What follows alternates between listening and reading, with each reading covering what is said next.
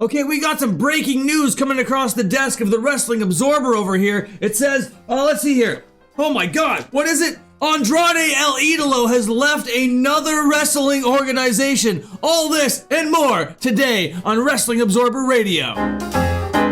Hey, hi, hello, welcome back to the show. I only have one thing I'm going to be talking about today because I want to get this out there as quick as possible because it literally just came through my desk right now. A wrestler by the name of Andrade has left WWE. Another wasted opportunity with Andrade El Idolo. This news was broken by Fightful Select. It's over there behind a paywall right now, but it quickly got disseminated through Twitter where I saw it, and now over here on Figure4Wrestling.com it says a new report from Fightful has Andrade gone from WWE and he's been placed in the alumni section on WWE.com. It is unclear if he requested the release or if he was cut.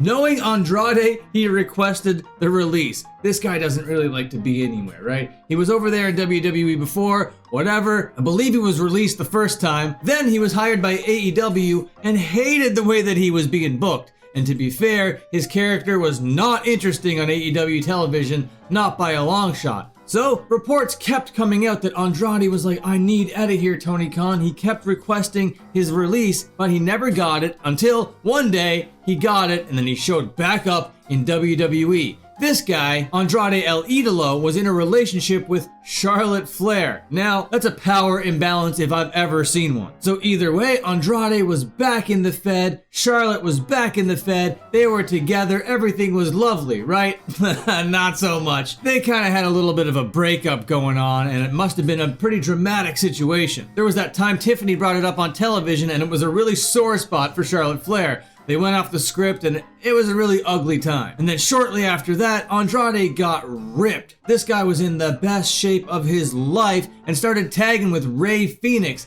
And these guys were out there actually putting on entertaining matches. But to my eyes and in my opinion, I don't think that's how Andrade saw himself being used. Andrade is a great wrestler, he's extremely experienced out there, and he has a really well-defined character. You could push this guy at the top of the mid-card easy, if not the main event scene. But his run with Pentagon Jr.'s brother had us salivating for a world tag team title run. Not the world one, whatever one's on SmackDown. But that would have been really fun to see, but that didn't materialize, and then today, he's just gone, poof, like a whisper in the wind, Andrade is just gone, off into the sunset. And it's wild to me that this guy couldn't get it going in any company, and that all these companies dropped the ball with him. He is kind of a big what if, and I have no idea the emotional toll that the breakup with Charlotte had on this guy, especially how public it became when Charlotte did that whole interview and became really vulnerable about it. And then it was brought up on television. None of that stuff must have been fun. But I'm just gonna put out some reckless speculation right now. Take this with a grain of salt. My opinion doesn't really mean anything right now. I don't even have 200 subscribers over on this channel yet.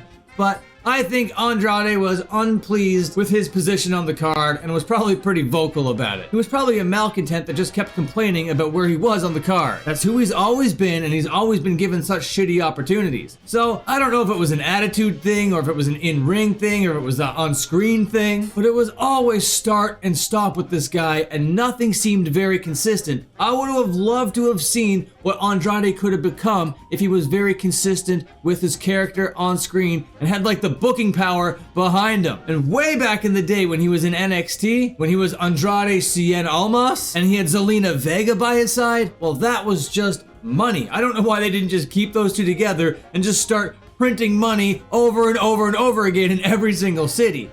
I don't know, man. They messed with that formula, and it's never been the same ever since. He's always been trying to recapture those like 2 or 3 months in NXT when he was a cool act. But there really has been nothing interesting on TV in either company about Andrade. A couple good matches here and there, of course. But really nothing you can sink your teeth in with any substance whatsoever. And now he's just gone. But right now it's still unclear. We don't know if he requested a release or if he was cut or any of the reasons behind any of that. But I can't say that it's not a bummer. But that's basically where the story is. I want you to go over to my main channel right now, Dan Frampton, all one word, the O's a zero. In the evening times I do these live streams and I would love to have some wrestling fans in there. Okay, goodbye, see you later, and have a good one.